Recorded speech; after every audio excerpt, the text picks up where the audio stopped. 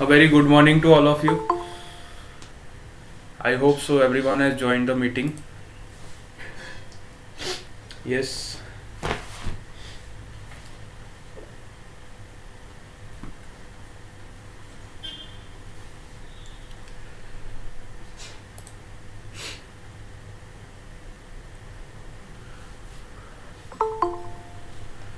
Good morning, good morning, good morning. Okay. Very good morning to all of you. पहले हम आप लोगों की अटेंडेंस ले लेते हैं, ठीक है?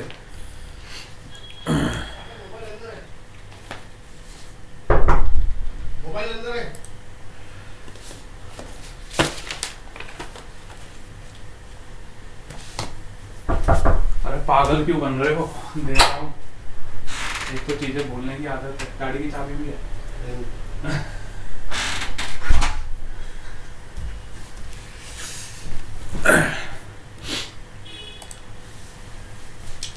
Yes, first we will take your attendance.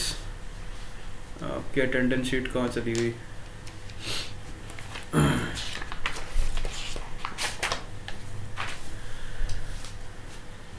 Today is 4/11. Aditya,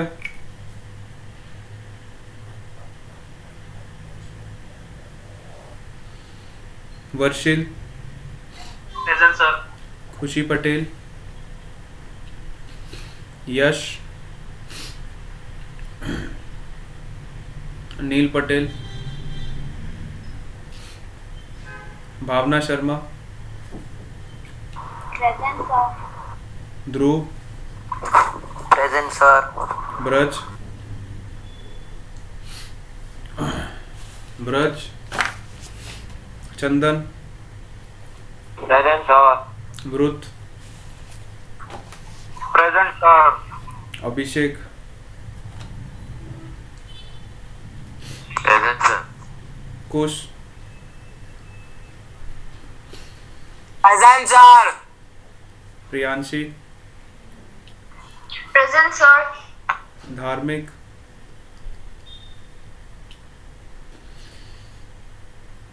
लक्ष्य, present sir. Harsh, present sir. Nandini, present sir. Manisha, Sanjana, present sir. Present sir. Jaiveer,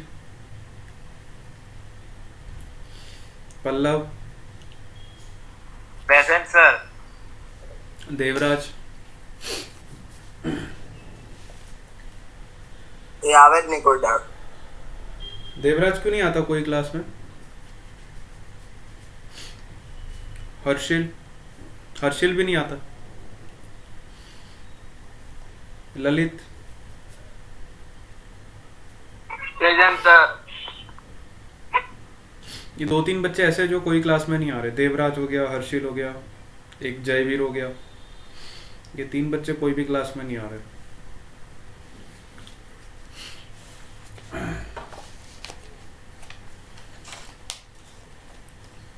पता करो इनके घर पे तो कोई प्रॉब्लम नहीं है। घर में बद्दू सरस छे। चलो, मेरा पेन कहाँ गया? कलम क्या पढ़ रहे थे वैसे?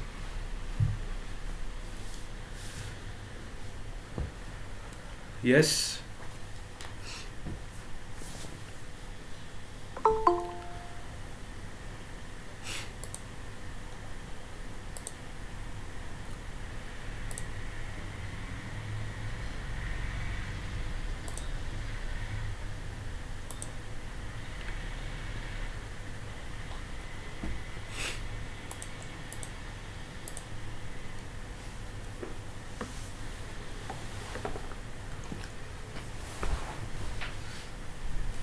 कल की क्लास में हम क्या पढ़ रहे थे? मेरा पेन किधर चला गया?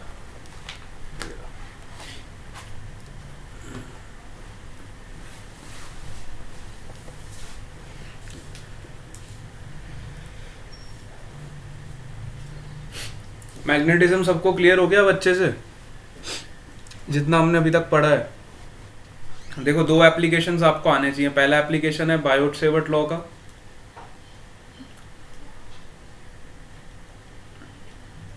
और दूसरा जो लॉ है आपका एम्पियर्स लॉ। ठीक है, ये दो लॉज बहुत इंपॉर्टेंट,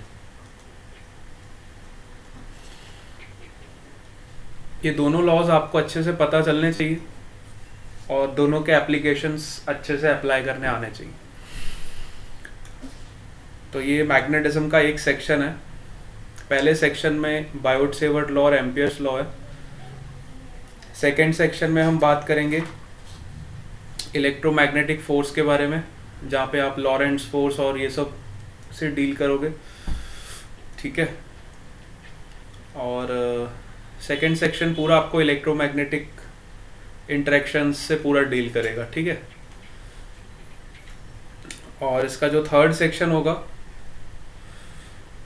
वो आपका अर्थ मैग्नेटिज्म से डील करेगा, और जो फोर्थ सेक्शन होगा वो मैग्नेटिक प्रॉपर्टीज ऑफ मटेरियल से डील करता है। ठीक है, तो इस तरह से आपका ये पूरा चैप्टर डिवाइडेड है 4 पार्ट। पूरे 2 चैप्टर इसमें कवर हो जाते हैं। फर्स्ट और सेकेंड पार्ट आपका ये पहले वाले चैप्टर में कवर होता है, और थर्ड और फोर्थ पार्ट आपका दूसरे वाले चैप्टर में कवर होता है।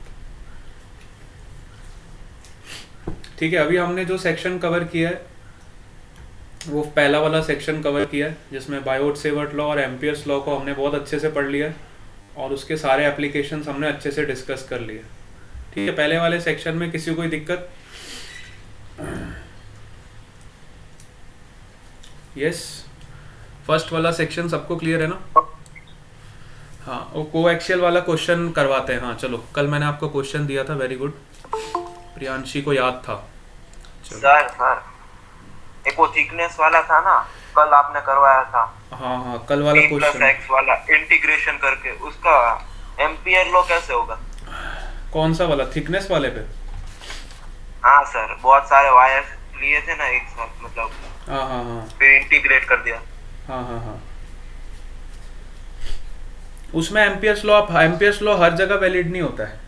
ठीक है, एम्पियर्स लॉ कुछ कुछ रीजन्स में ही वैलिड है। तो जहाँ पे एम्पियर्स लॉ नहीं वैलिड होगा वहाँ पे हम सिंपल इंटीग्रेशन अप्रोच फॉलो करेंगे, और जहाँ पे एम्पियर्स लॉ वैलिड होगा वहाँ पे हम वो यूज़ करेंगे। ठीक है, जैसे गॉस लॉ आप पढ़ते थे ना, तो गॉस लॉ भी सब जगह वैलिड नहीं होता था। इलेक्ट्रोस्टैटिक्स में जब आप पढ़ते थे, गॉस लॉ कहाँ पे लगाते थे? सिमेट्रिकल पार्ट पे लगाते थे। ठीक है, तो गॉस लॉ के भी एप्लीकेशंस आपने देखे थे, कुछ कुछ रीजन्स में ही वो वैलिड है, हर जगह वैलिड नहीं। तो जहाँ पे वैलिड होगा वहाँ पे हम एम्पियर्स लॉ फॉलो करेंगे, जहाँ पे नहीं होगा वहाँ हम इंटीग्रेशन वाला अप्रोच ही यूज़ करेंगे। इसलिए दोनों अप्रोचेस पढ़ाए जाते हैं आपको। ठीक है, यस सर। चलो देखो, ऐसा कोई थंब रूल नहीं होता है कि एक मेथड हमने पढ़ लिया तो सब जगह वैलिड वही हो जाएगा, ऐसा कोई थंब रूल नहीं है। ठीक है, तो जैसे जैसे आप प्रैक्टिस करते जाओगे ना क्वेश्चंस की, वैसे वैसे आपको पता चलते जाएगा। ठीक है, चलो आ जाओ कोएक्सियल वाले क्वेश्चन पे आ जाओ। कल मैंने आपको एक क्वेश्चन बोला था, इस तरह का आपका एक हॉलो वायर था, वो वाला पार्ट हम डिस्कस कर लेते हैं। मैं डायग्राम थोड़ा अच्छे से बनाता हूँ, आपको समझ आएगा। काफ़ी शानदार क्वेश्चन है, इसमें हम एम्पियर्स लॉ लगाएंगे। देखो, ये कोएक्सियल आपका वायर है,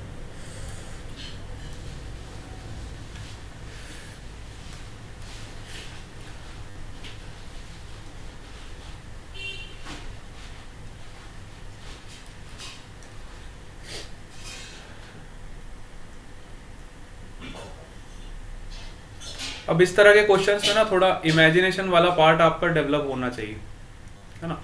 मतलब आपको व्यूज सारे देखने आने चाहिए। अगर हम इसको लेफ्ट साइड से देखें तो कैसा दिखेगा, अगर हम राइट साइड से देखें तो कैसा दिखेगा, अगर हम फ्रंट साइड से देखें तो कैसा दिखेगा।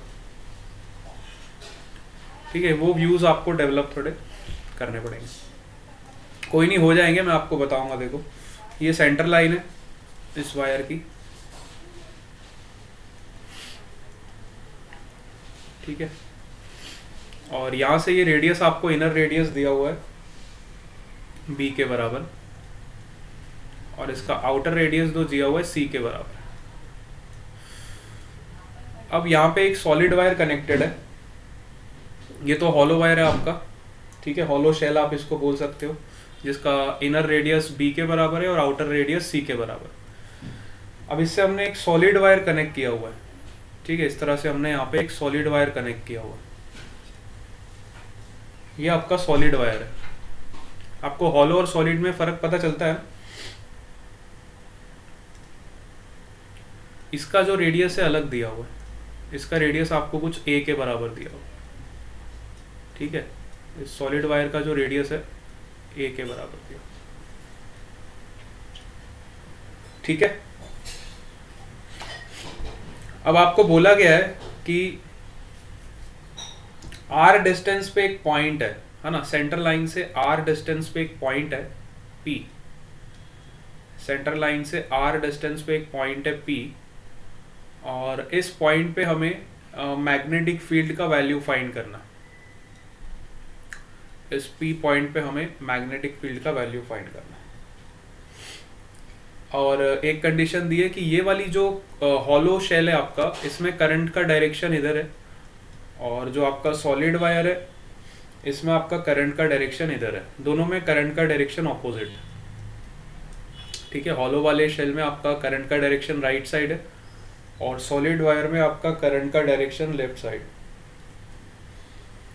मतलब दोनों कंडक्टर्स ही है। ये वाला आपका हॉलो कंडक्टर है, और ये वाला आपका सॉलिड कंडक्टर है, ठीक है। दोनों को हमने कनेक्ट किया हुआ है, एक हॉलो कंडक्टर और एक सॉलिड कंडक्टर, ठीक है। दोनों कंडक्टर्स को हमने ऐसे कनेक्ट किया हुआ है, ठीक है। दोनों में करंट का डायरेक्शन भी अपोजिट है, और हमें फाइंड करना है सेंटर से किसी आर डिस्टेंस पे इस पॉइंट पे मैग्नेटिक फील्ड कितना हो, है ना, ये क्वेश्चन। अब आप लोग थोड़ा सा इमेजिनेशन करो और इसको यहाँ से देखने की कोशिश करो। अगर आप इसको यहाँ से देखोगे तो आपको क्या दिखाई देगा। यहाँ पे अपनी आंखें लगाओ, यहाँ पे अपनी आंखें लगा के देखो तो आपको कैसा पिक्चर दिखाई देगा। जब आप यहाँ पे अपनी आंखें लगा के देखोगे इस साइड से, तो आपको इस तरह का कुछ फिगर दिखाई देगा।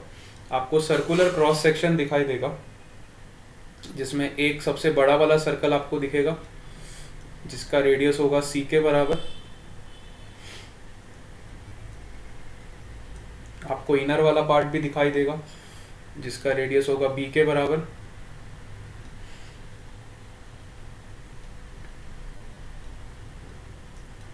और आपको सॉलिड कंडक्टर का ये वाला सेक्शन भी दिखाई देगा, जिसका रेडियस होगा ए के बराबर, ठीक है। जब आप राइट साइड से इसको देखने की कोशिश करोगे तो आपको इस तरह का कुछ डायग्राम दिखाई देगा।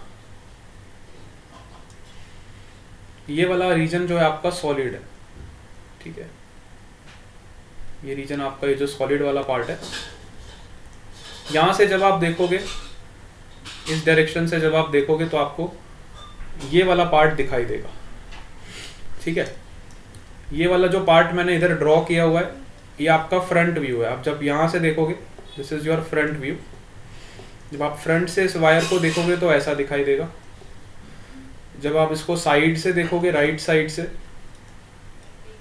तो ये आपको ऐसा दिखाई देगा, ठीक है। ये आपका साइड व्यू है।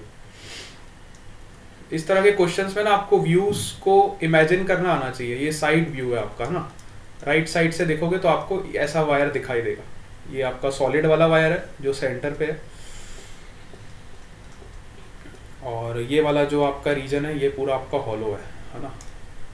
इस रीजन को मैं ऐसे लिख देता हूँ। हॉलो में तो आपका इधर से ही करंट पास होगा, है ना। हॉलो वायर है तो इस वाले रीजन में से ही आपका करंट पास होगा, है ना।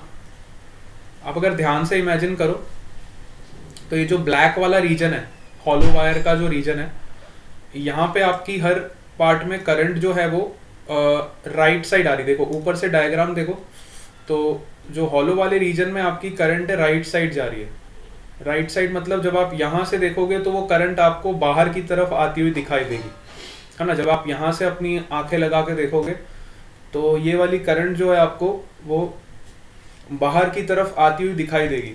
मतलब ये वाला जो ब्लैक रीजन वाला सेक्शन है, यहाँ से आपकी जो भी करंट है ये सब डॉट आएगी, ठीक है। यहाँ से आपकी आई करंट बाहर आ रही है, तो यहाँ पे मैं एक्चुअली डॉट शो कर देता हूँ तो आपको ज़्यादा अच्छा रहेगा। ये ब्लैक रीजन शो करने से अच्छा क्यों ना मैं यहाँ पे डॉटेड लाइन से इसको डिनोट कर दूँ, है ना। क्या आप मेरी बात समझ पा रहे हो या मैं ऐसे ही बोलता जा रहा हूँ?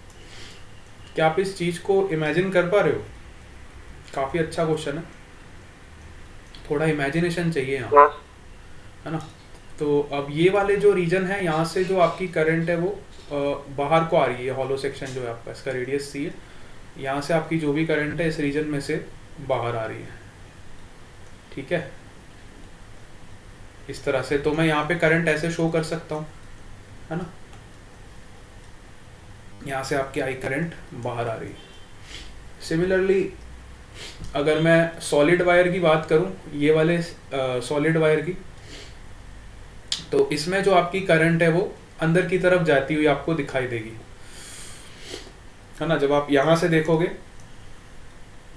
तो करंट यहाँ पे आपकी अंदर की तरफ जा रही है ना। यहाँ से देखो, ये वाली करंट अंदर की तरफ जा रही और ये वाली करंट आपकी बाहर की तरफ आ रही है, ठीक है। दो करंट सेम करंट है, दोनों में सेम करंट फ्लो कर रहा है, लेकिन एक हॉलो वायर है और एक आपकी सॉलिड वायर है, ठीक है।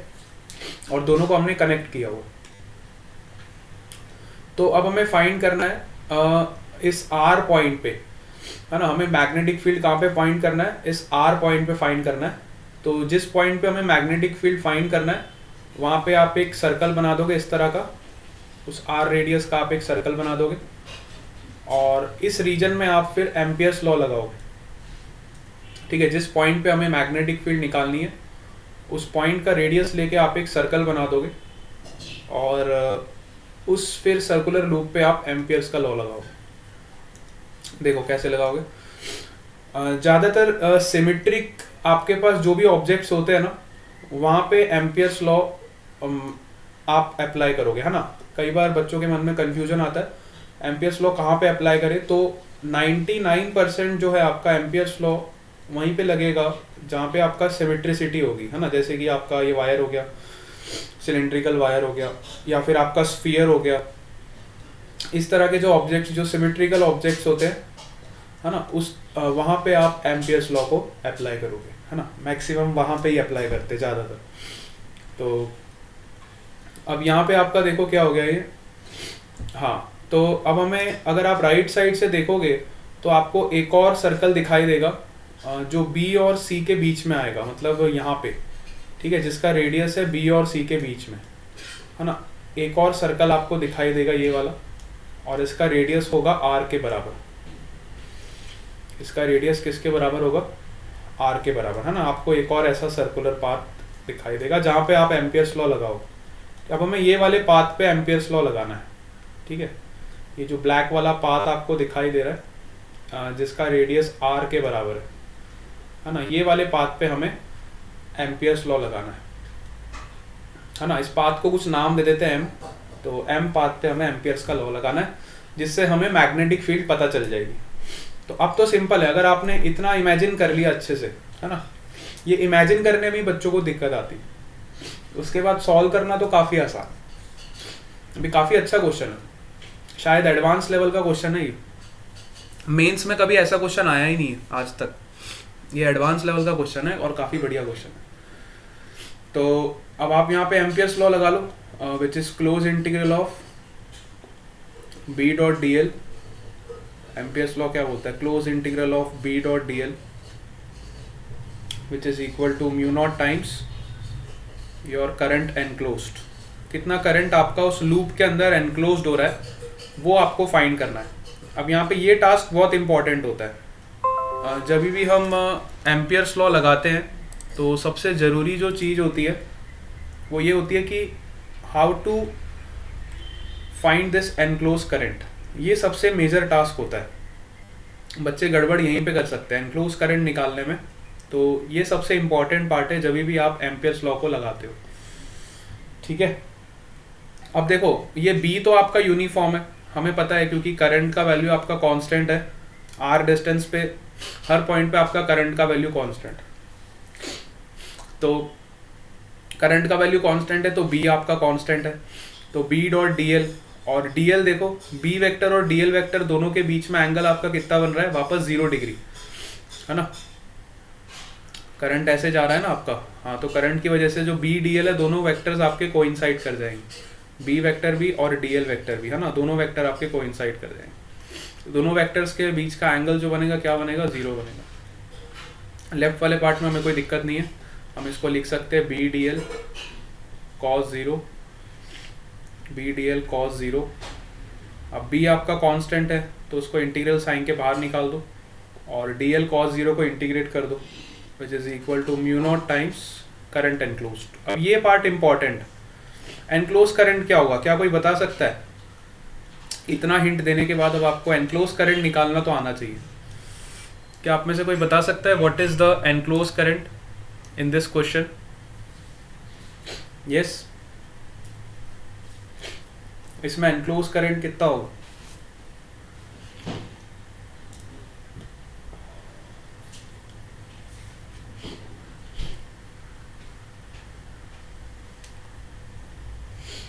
What is the value of enclosed current?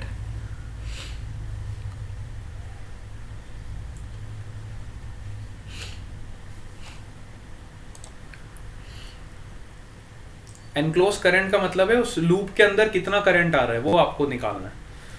तो ये वाले लूप को आपको देखना है, हमने एम्पियर्स लॉ ये ब्लैक वाले लूप पे लगाया है ना, ये जो ब्लैक वाला लूप है आर रेडियस का, इस पे हमने एम्पियर्स लॉ लगाया। तो इसके अंदर कौन कौन सी करंट जा रही है देखो, एक तो सॉलिड वाले वायर के अंदर पूरी करंट जा रही है आई, ठीक है, सॉलिड वायर के अंदर कितनी करंट जा रही है, आई करंट जा रही है। और इस लूप के अंदर ये वाला पार्ट आ रहा है वायर का, देखो हॉलो वायर का आपका ये वाला पार्ट आ रहा है, खाली इतना सा, है ना, ये वाला पार्ट आपका आ जाएगा। ये वाले पार्ट में आपकी करंट है डॉट, ठीक है, और अंदर वाले पार्ट में आपकी करंट है क्रॉस। तो क्रॉस वाली करंट तो पूरी की पूरी आपकी आई के बराबर, लेकिन ये जो डॉट वाली करंट है ये आपको निकालनी पड़ेगी। तो डॉट वाली करंट आप कैसे निकालोगे? अब देखो दो करंट है यहाँ पे एनक्लोज करंट में, एक तो आपकी करंट जो सॉलिड सिलेंडर के अंदर जा रही है वो पूरी की पूरी करंट आपके अंदर को जा रही है, उसको आई मैंने एज इट इज लिख दिया। अब जो डॉट वाली करंट है, जो डॉट वाली करंट है जो बाहर की तरफ आ रही है, यहाँ से आप डायग्राम को देखो, बाहर की तरफ जो करंट आ रही है, और ये हॉलो सेक्शन है ना, हॉलो है तो मतलब जो करंट का पाथ होगा वो यहाँ से होगा, जितनी भी करंट आपकी डॉट वाली होगी वो ये वाले रीजन में से आएगी, इस वाले रीजन में से आएगी।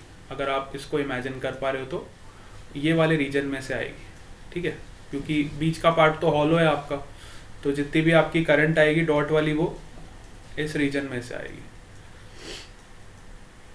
क्या आप इस बात को समझ पा रहे हो? ये वाले रीजन में से आपकी आएगी, ठीक है। तो ये वाले रीजन में से आपकी कितनी करंट आएगी डॉट वाली, ध्यान से देखो, जो डॉट वाली आपकी करंट होगी, डॉट वाली करंट आपकी कितनी होगी, ठीक है, डॉट वाली जो करंट है आपकी देखो, आई करंट आपकी आ रही है कितने एरिया में से, पाई इंटू सी स्क्वायर माइनस बी स्क्वायर, इस रीजन में से आपकी आई करंट आ रही है। अब हमें कौन से रीजन में निकालनी है? हमें तो ये वाले रीजन में निकालनी है जिस रीजन में हम एम्पियर्स का लॉ लगा रहे हैं। तो एम्पियर्स का लॉ आपका किस में लग रहा है, pi into R square minus B square, ये वाले रीजन में आप एम्पियर्स का लॉ लगा रहे हो, pi R square minus B square, तो आपको ये वाला रीजन मिल जाएगा, है ना, pi R square minus B square. इस इतने एरिया की करंट आपको निकालनी, तो इतने एरिया की करंट आपकी कितनी हो जाएगी? तो टोटल करंट इस एरिया में से आ रही है, तो pi R square minus B square में से कितनी करंट आएगी, ये आपको निकालनी पड़ेगी। तो ये कितनी करंट हो जाएगी, यहाँ से आप डॉट करंट की वैल्यू निकाल लोगे, which is I into pi से पाई कैंसिल हो जाएगा, तो ये हो जाएगा I into R square minus B square upon C square minus B square, ठीक है। ये आपकी डॉट करंट हो जाएगी जो आपके क्लोज लूप के अंदर एनक्लोज्ड है, ठीक है। और क्रॉस करंट हमने निकाल रही है आई के बराबर, दोनों की डायरेक्शन ऑपोजिट है, तो आपकी टोटल एनक्लोज करंट कितनी हो जाएगी? Your enclose current will be I minus I into R square minus B square upon C square minus B square. This will be your enclose current, ठीक है। Total जो enclose current होगी वो कितनी हो जाएगी? क्या आपको ये बात समझ आ रही है? टोटल एनक्लोज करंट आपकी इतनी हो जाएगी, ठीक है। All of you are getting this point? बहुत बढ़िया। तो एक बार हमें टोटल एनक्लोज करंट पता चल गई तो फिर आप इस लॉ को इजीली लगा सकते हो। अब आपको देखो एम्पियर्स का लॉ क्या है, यहाँ पे एक बार फिर से लिख देते हैं, B into 2πr which is equal to mu naught times enclose current. Enclose current आपकी हो गई, आई को कॉमन ले लो तो हो जाएगा 1 minus R square minus B square upon C square minus B square. तो यहाँ से आपको मैग्नेटिक फील्ड की वैल्यू पता चल जाएगी। यहाँ से आपका मैग्नेटिक फील्ड कितना आ जाएगा? Mu not I upon 2πr 1 minus, तो इसको सॉल्व कर लो तो ये कितना हो जाएगा? C square minus B square minus R square plus B square, तो ये हो जाएगा C square minus R square, ठीक है। इसको एलसीएम लेकर सॉल्व करोगे तो क्या बचेगा? C square minus R square upon C square minus B square. ये आपका फाइनल आंसर हो जाएगा। This will be the magnetic field at this point P। बहुत ही बढ़िया क्वेश्चन है, बहुत ही प्यारा क्वेश्चन है एम्पियर्स लॉ का। मेरे ख्याल से आपको समझ आ गया होगा। All of you got this? Yes, सबको क्लियर हो गया ये?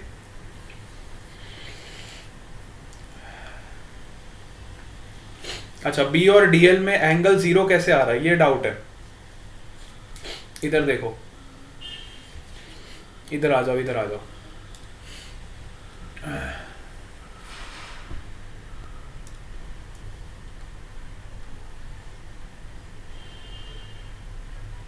बी और डीएल में एंगल जीरो नहीं समझ आ रहा, इधर देखो। इस वाले पाथ को कंसिडर करो, ये ब्लैक वाला जो पाथ है, इस वाले पाथ को मैं इधर बना देता हूं। इसका रेडियस किसके बराबर है? आर के बराबर, ठीक है। इसका जो रेडियस है किसके बराबर है? आर के बराबर। अब अगर आप ध्यान से देखो तो नेट जो करंट होगी आपकी, है ना, एक तो आपकी मैग्नेटिक फील्ड ये वाले करंट से जनरेट होगी, तो ये वाले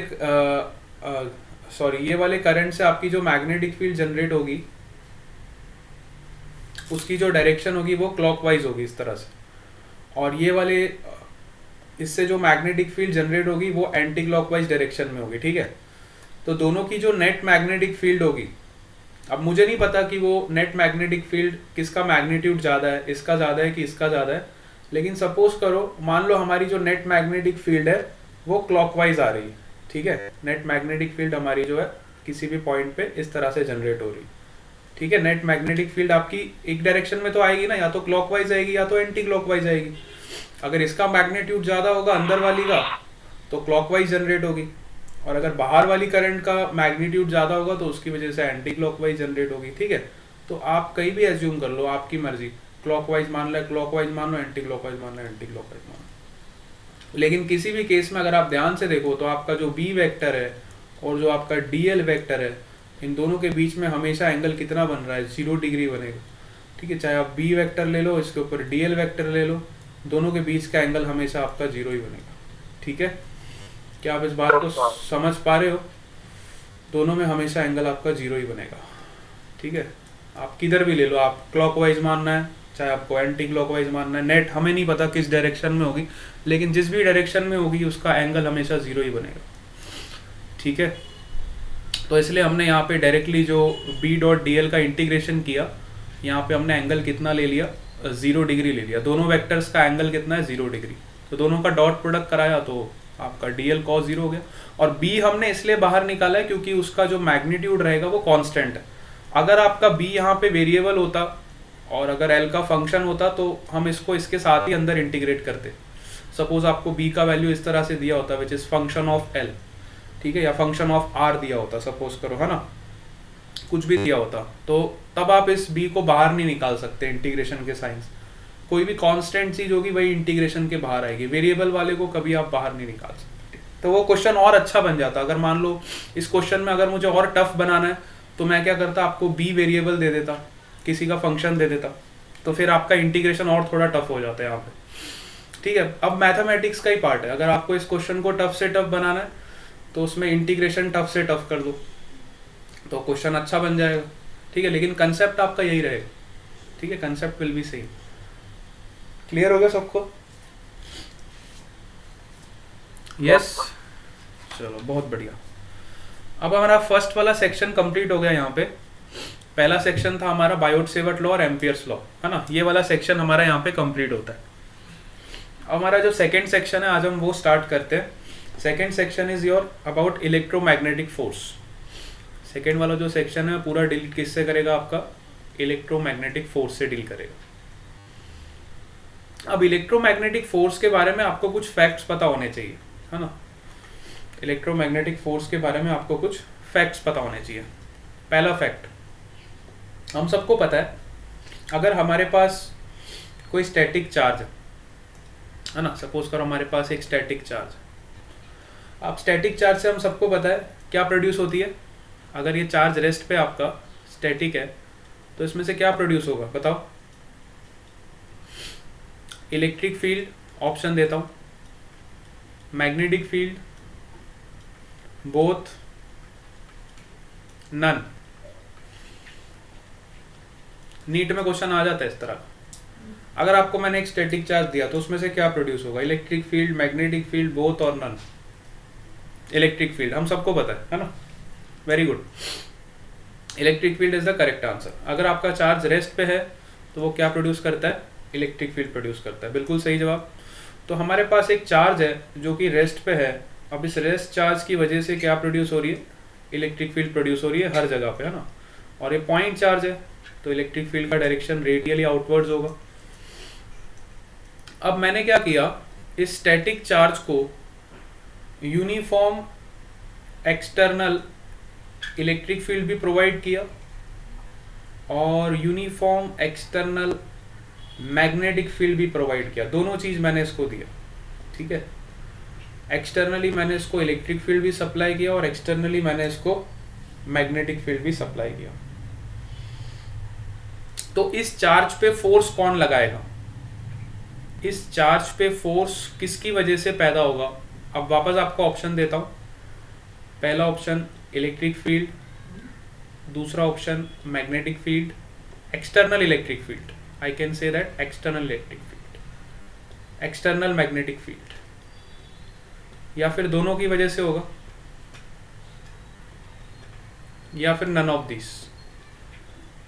ठीक है। मेरा क्वेश्चन वापस से सुनो। अगर हमारे पास एक स्टैटिक चार्ज है, ठीक है, जो अपनी खुद की इलेक्ट्रिक फील्ड प्रोड्यूस कर रहा है और मैंने इसको किसी एक्सटर्नल इलेक्ट्रिक फील्ड और मैग्नेटिक फील्ड सप्लाई किया, तो इस पे फोर्स कौन लगाएगा, इस चार्ज पे। इस चार्ज पे फोर्स कौन सी फील्ड एक्सर्ट करेगी। अब आपका आंसर क्या होगा। अब देखो, कुश पटेल ने बोला दोनों, प्रियांशी ने भी बोला दोनों, पल्लव ने भी बोला दोनों। यहाँ पे बहुत अच्छे अच्छे बच्चे भी धोखा खा जाते हैं, ठीक है। इसका भी करेक्ट आंसर होगा external electric field, both is wrong. अच्छे अच्छे बच्चे यहाँ पे धोखा खा जाते हैं, क्यों। अब एक कॉमन सेंस का आपको सवाल पूछता हूं, एक कॉमन सेंस का आपको सवाल पूछता हूं। सपोज यहाँ पे जो आपका चार्ज है, इसमें से जो इलेक्ट्रिक फील्ड प्रोड्यूस हो रही है ना, सब जगह पे इलेक्ट्रिक फील्ड प्रोड्यूस हो रही है और यहाँ पे मैंने एक्सटर्नल इलेक्ट्रिक फील्ड सप्लाई करी, ठीक है, और एक्सटर्नल मैग्नेटिक फील्ड भी सप्लाई करी। भाई जब सामने वाला मैग्नेटिक फील्ड प्रोड्यूस ही नहीं कर रहा है तो ये वाली फील्ड इस पे फोर्स कैसे लगाएगी? फोर्स तो तब लगता है जब दोनों जगह से युद्ध होता है, मतलब ये भी इलेक्ट्रिक फील्ड का बाण चला रहा है और ये भी इलेक्ट्रिक फील्ड का बाण चला रहा है, तब तो ये कुछ फोर्स लगाएगा इस पे, है ना। दुश्मनी तो तब होगी जब दोनों के पास इक्वल हथियार होंगे। अब बेचारे के पास मैग्नेटिक फील्ड का कोई हथियार ही नहीं है तो ये इस पे फोर्स क्यों लगाएगी? सोचने की बात है, कॉमन सेंस का सवाल तो यही है कि अगर इसके पास मैग्नेटिक फील्ड का हथियार ही नहीं है, इसके पास वो टूल ही नहीं है, तो इस पे कोई फोर्स क्यों लगाएगा? युद्ध करने का नियम होता है, जब भी सेना युद्ध में उतरती है तो जब उसके पास निशस्त्र हो जाता है, उसके पास कोई हथियार नहीं बचता है, तो सामने वाला उस पर वार नहीं करता है, ठीक है। ये युद्ध का फिनोमेना है, ठीक है। हाँ, निहत्थे पे वार नहीं किया जाता कभी भी। अब बेचारे के पास मैग्नेटिक फील्ड है ही नहीं तो ये इस पे क्यों फोर्स लगाएगा? तो इस पे फोर्स कौन लगाएगा? एक्सटर्नल इलेक्ट्रिक फील्ड इस पे फोर्स लगाएगी। बात समझ रहे हो? क्योंकि इसका दुश्मन यही है, ये भी इलेक्ट्रिक फील्ड, ये भी इलेक्ट्रिक फील्ड, दोनों एक दूसरे से लड़ेंगे ना। लड़ेंगे तो फोर्स पैदा होगा ही होगा, या तो ये जीतेगा या तो ये जीतेगा, दोनों में से एक जीतेगा। लेकिन इसके पास मैग्नेटिक फील्ड है, इसके पास मैग्नेटिक फील्ड है ही नहीं, तो हमें पता है इसी ने जीतना है, इसने तो जीतना ही नहीं है, इसके पास तो है ही नहीं ना मैग्नेटिक फील्ड, तो फोर्स का तो सवाल ही नहीं पैदा होता ना। क्या आप इस बात को समझ पा रहे हो? अच्छे अच्छे बच्चे यहाँ पे धोखा खा जाते हैं, इसलिए मैंने आपके साथ डिस्कस कर लिया। चलो, this is the first fact about electromagnetic force. Now will talk about the second fact. Suppose करो दूसरा फैक्ट, अब ये चार्ज ने मूव करना स्टार्ट किया, अभी तक ये चार्ज रेस्ट पे था, लेकिन अब इसको गुस्सा आ गया, बोले मेरे पास तो मैग्नेटिक फील्ड है ही नहीं, तो इसने क्या किया, दौड़ना शुरू कर दिया v वेलोसिटी के साथ। इस चार्ज ने दौड़ना शुरू कर दिया, ठीक है। अब क्वेश्चन वापस अराइज होता है, if a charge is moving with a constant velocity, तो वो क्या प्रोड्यूस करेगा? क्या वो इलेक्ट्रिक फील्ड प्रोड्यूस करेगा? क्या वो मैग्नेटिक फील्ड प्रोड्यूस करेगा? क्या वो दोनों प्रोड्यूस करेगा, या फिर none of this? If a moving charge is moving with a constant velocity v, then which will be correct? क्या वो दोनों प्रोड्यूस करेगा? क्या वो इलेक्ट्रिक फील्ड प्रोड्यूस करेगा? क्या वो मैग्नेटिक फील्ड प्रोड्यूस करेगा? क्या वो कुछ भी नहीं प्रोड्यूस करेगा? यस, तो moving charge will produce electric field as well as magnetic field. The correct answer is C. अगर आपका चार्ज मूव करता है तो वो इलेक्ट्रिक फील्ड और मैग्नेटिक फील्ड दोनों अपनी सराउंडिंग में प्रोड्यूस करता है।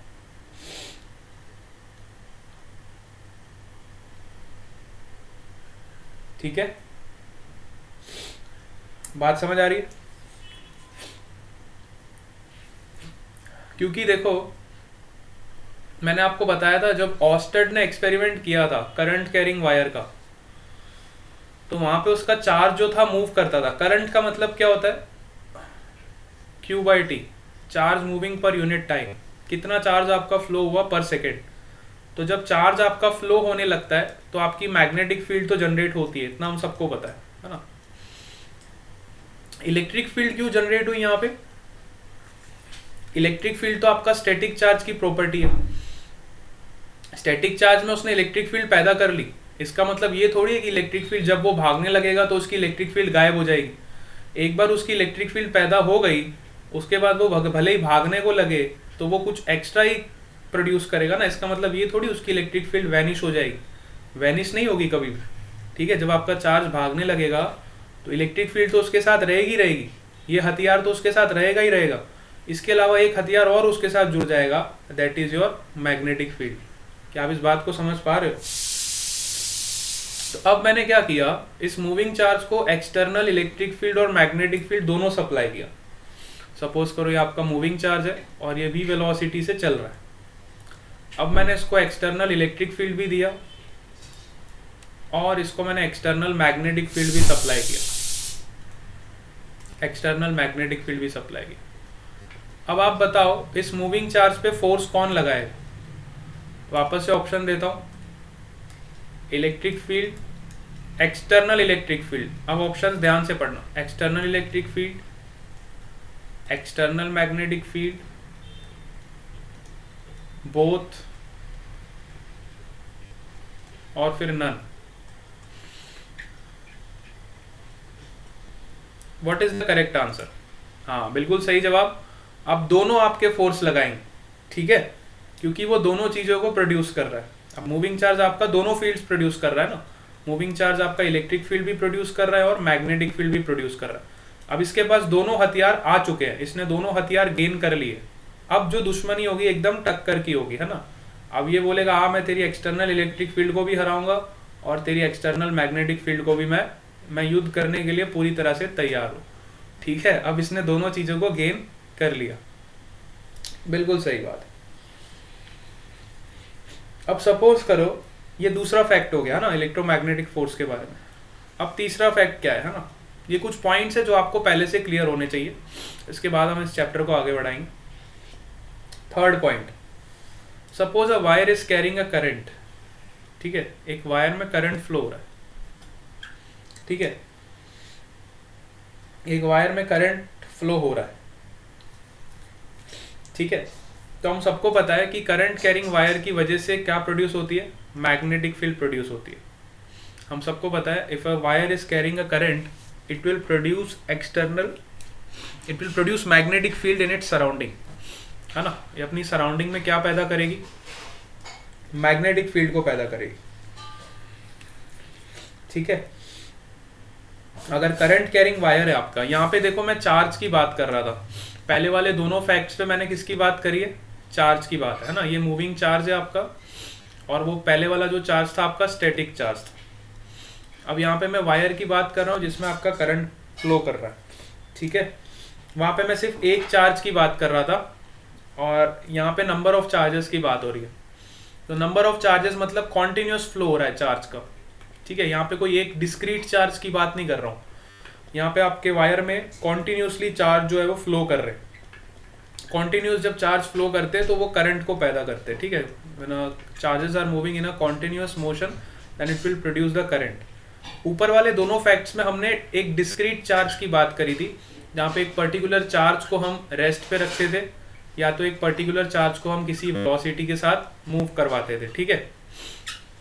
लेकिन ये वाले केस में क्या है, यहाँ पे आपका चार्जेस का कॉन्टिन्यूस मोशन हो रहा है, वायर के अंदर चार्जेस का कॉन्टिन्यूस मोशन हो रहा है, ठीक है। तो जब कॉन्टिन्यूस मोशन होता है, कॉन्टिन्यूस मोशन हो रहा है आपका चार्ज का, और हमें पता है कि वायर आपका कैसा होता है, कंडक्टर होता है, ठीक है।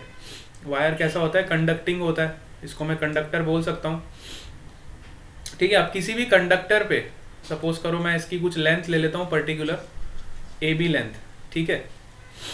सपोज करो यहाँ से कुछ चार्ज एंटर हुआ, यहाँ से एक चार्ज अंदर गया तो यहाँ से एक चार्ज बाहर चला गया, फिर यहाँ से दो चार्ज अंदर गए, दूसरा चार्ज यहाँ पे अंदर गया तो दूसरा चार्ज यहाँ से बाहर चला गया।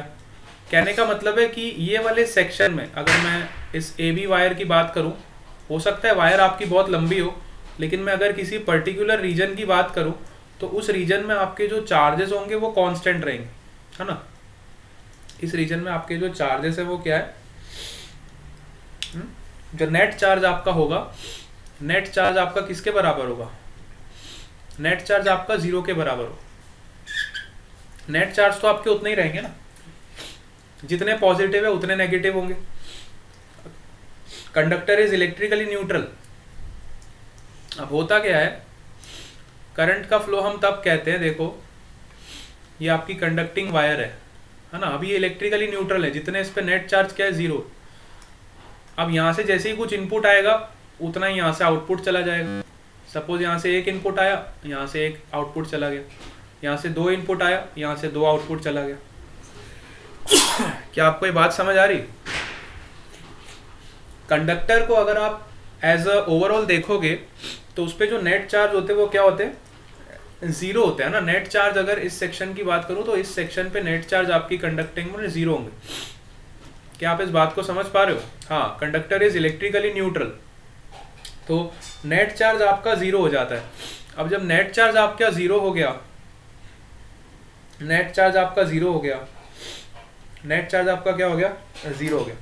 और हम सबको पता है कि कंडक्टर जब करंट कैरी करता है तो वो मैग्नेटिक फील्ड प्रोड्यूस करता है। ये एक्सपेरिमेंटली ऑस्टर्ड ने फाइंड किया था। दिस इज फाउंडेड बाय ऑस्टर्ड एक्सपेरिमेंटली। तो यहाँ पे कोई भी इलेक्ट्रिक फील्ड का पैदा नहीं होता ना, यहाँ पे कोई भी इलेक्ट्रिक फील्ड जनरेट नहीं होती, यहाँ पे खाली मैग्नेटिक फील्ड जनरेट होती। ठीक है, current carrying wire will always generate your magnetic field, there will be no electric field. ठीक है, चलो ये 3 फैक्ट्स आपको क्लियर होने चाहिए। ये फैक्ट्स है, आपको ये पता होने चाहिए। ठीक है, इस पे ऑब्जेक्टिव्स कई बार बन जाते हैं, बहुत सारे ऑब्जेक्टिव्स इस पे बने हुए, एग्जाम्स में कई बार पूछे हुए। ठीक है,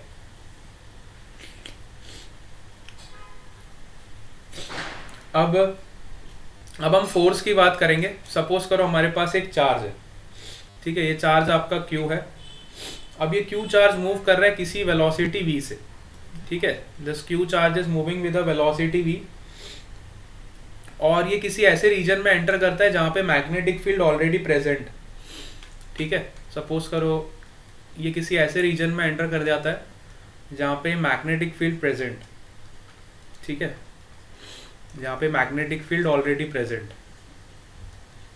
ठीक है, तो इस Q चार्ज पे कितना फोर्स लगेगा, इस Q चार्ज पे जो फोर्स लगेगा वो हम इस रिलेशन से देते हैं, that is F is equal to the magnetic force which will act on this charge which is moving with the velocity v, which will be equal to F is equal to Q into V cross B। इतना force इस पे लगेगा जब ये magnetic field में enter हो जाएगा, है ना। यहाँ पे नहीं लगेगा, इस रीजन तक फोर्स नहीं लगेगा इस पे, है ना। इस रीजन तक इस पे कोई फोर्स नहीं लगेगा। जैसे ही ये वाले रीजन में एंटर होगा, जैसे ही ये मैग्नेटिक फील्ड वाले रीजन में एंटर हो जाएगा, तब इस पे जो फोर्स लगेगा कितना लगेगा, F is equal to Q into V cross B। This is known as the magnetic force. इस फोर्स को हम क्या बोलते हैं, मैग्नेटिक फोर्स बोलते हैं। ठीक है, जैसे ही आपका चार्ज किसी मैग्नेटिक फील्ड वाले रीजन में एंटर करता है तो उस पर एक मैग्नेटिक फोर्स लगता है, इसको हम बोलते हैं F vector is equal to Q into V cross B। अब अगर मुझे इस मैग्नेटिक फोर्स का डायरेक्शन निकालना है तो अगेन आप देखो, कुछ कॉमन चीजें आप नोटिस करो। जब मैंने आपको बायोट सेवर्ट लॉ पढ़ाया था तब आप मैग्नेटिक फील्ड निकालते थे mu naught upon 4 pi I into DL cross R upon R cube. ठीक है, आप इस फॉर्मूले से मैग्नेटिक फील्ड निकालते थे। यहाँ पे देखो आपका दो वेक्टर्स का क्रॉस प्रोडक्ट आता था, DL और R का, और यही हमें डायरेक्शन देता था इस मैग्नेटिक फील्ड की। ठीक है, मैग्नेटिक फील्ड की डायरेक्शन हमें कहाँ से मिलती थी, DL क्रॉस R से मिलती थी। सिमिलरली अगर हमें मैग्नेटिक फोर्स का डायरेक्शन चाहिए, है ना, मैग्नेटिक फोर्स का अगर हमें डायरेक्शन चाहिए तो वो आपको कहाँ से मिलेगा, V क्रॉस B से मिलेगा। इस टर्म को बहुत ध्यान से नोटिस करो, V क्रॉस B, ये दो वेक्टर्स का क्रॉस प्रोडक्ट है। अब बच्चे गड़बड़ कहाँ करते हैं, वो इसको ऐसे लिख देते हैं एग्जाम में, Q into B cross B, तो वो रॉन्ग हो जाएगा, है ना, B क्रॉस B, क्योंकि हमें पता है वेक्टर्स के क्रॉस प्रोडक्ट जब आप करते हो तो A cross B is not equal to B cross A cross, है ना। बच्चे गड़बड़ क्या करते हैं, A क्रॉस B और B क्रॉस B दोनों सेम नहीं होते हैं, है ना। क्रॉस प्रोडक्ट की प्रॉपर्टी अगर आपने वेक्टर्स ढंग से पढ़ रखा है तो यहाँ पे आपको कोई दिक्कत नहीं आनी चाहिए।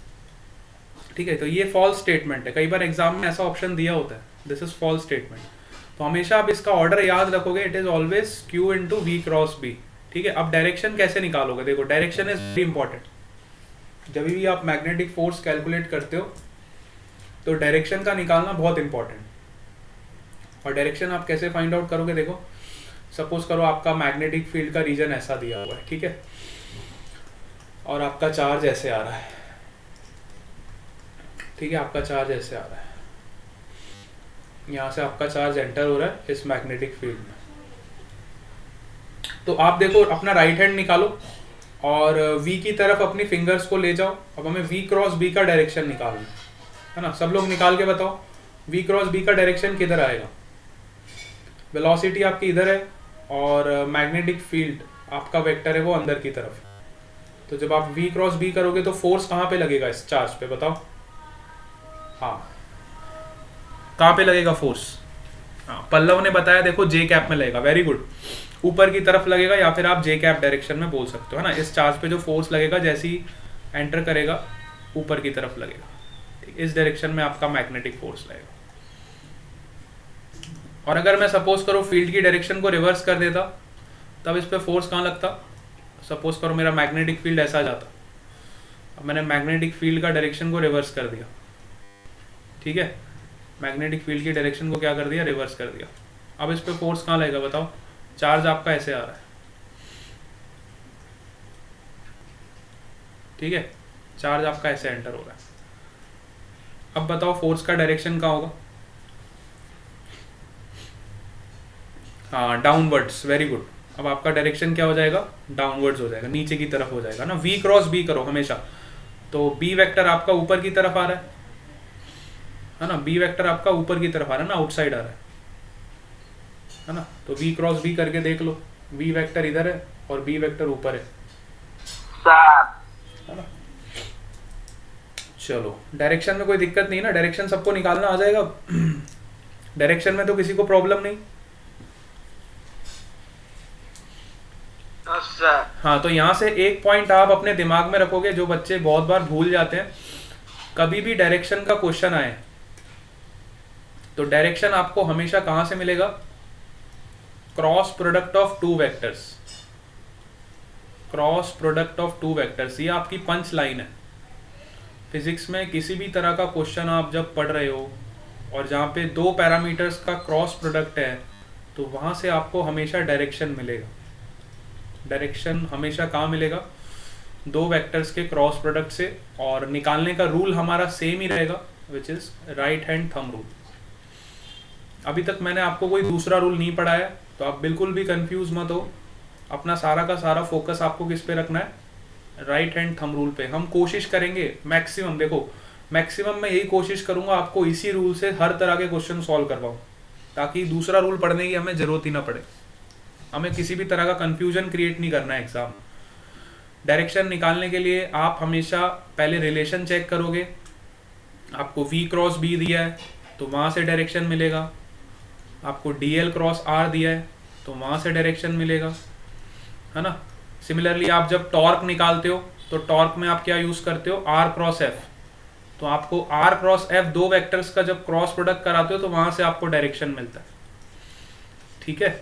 तो ये सब फैक्टर्स आप ऑब्जर्व करते जाओ, और इसका कभी भी सीक्वेंस चेंज नहीं करना है हमको। ऐसा नहीं आप B क्रॉस V लिख रहे हो, फॉल्स हो जाएगा। DL क्रॉस R का मतलब DL क्रॉस R ही लिखना है, V क्रॉस B का मतलब V क्रॉस B ही लिखना है, R क्रॉस F का मतलब R क्रॉस F ही लिखना है, उसको F क्रॉस R मत लिख देना, वो रॉन्ग हो जाएगा। तो वेक्टर्स का जब भी हम प्रोडक्ट करते हैं तो उसके ऑर्डर का हमेशा ध्यान रखा जाता है। स्केलर प्रोडक्ट में हम कभी भी ऑर्डर का ध्यान नहीं रखते। आप A डॉट B लिखो चाहे B डॉट A लिखो, उसमें कोई फर्क नहीं पड़ेगा। जब हम फ्लक्स निकालते हैं तो हम E डॉट DS लिखते हैं, है ना, इलेक्ट्रिक फ्लक्स निकालते हैं तो E डॉट DS लिखते हैं। आप DS डॉट E लिखोगे तो भी चलेगा, DS डॉट E लिखोगे तो भी चलेगा, वहाँ पे कोई फर्क नहीं पड़ेगा। सिमिलरली जब हम एम्पियर्स लॉ लगाते हैं तो आप B डॉट DL लिखते हो, है ना, B डॉट DL लिख, आप DL डॉट B लिखोगे तो भी चलेगा, वहाँ पे ऑर्डर का कोई मैटर नहीं करता है। स्केलर प्रोडक्ट है वो, डॉट प्रोडक्ट। लेकिन वेक्टर प्रोडक्ट्स में आपको ऑर्डर का ध्यान रखना है, क्योंकि यहीं से आपको डायरेक्शन मिलेगी, यहीं से आपको क्या मिलेगी, डायरेक्शन मिलेगी, ठीक है। मेरे ख्याल से आज हम क्लास को यहीं पे एंड करते हैं। आज आपका इवनिंग में प्रैक्टिकल है क्या? यस हाँ सर, 2 दिन। अच्छा, आज भी रहेगा ना आपका? चलो ठीक है, हाँ, आज इवनिंग क्लास। तो फिर हम कल मॉर्निंग क्लास में यहीं से कंटिन्यू करेंगे, ठीक है। Thank you sir. Thank you sir. Okay, bye bye to all of you. अच्छे से मेहनत करो, नोट्स बनाओ और प्रैक्टिस करते रहो।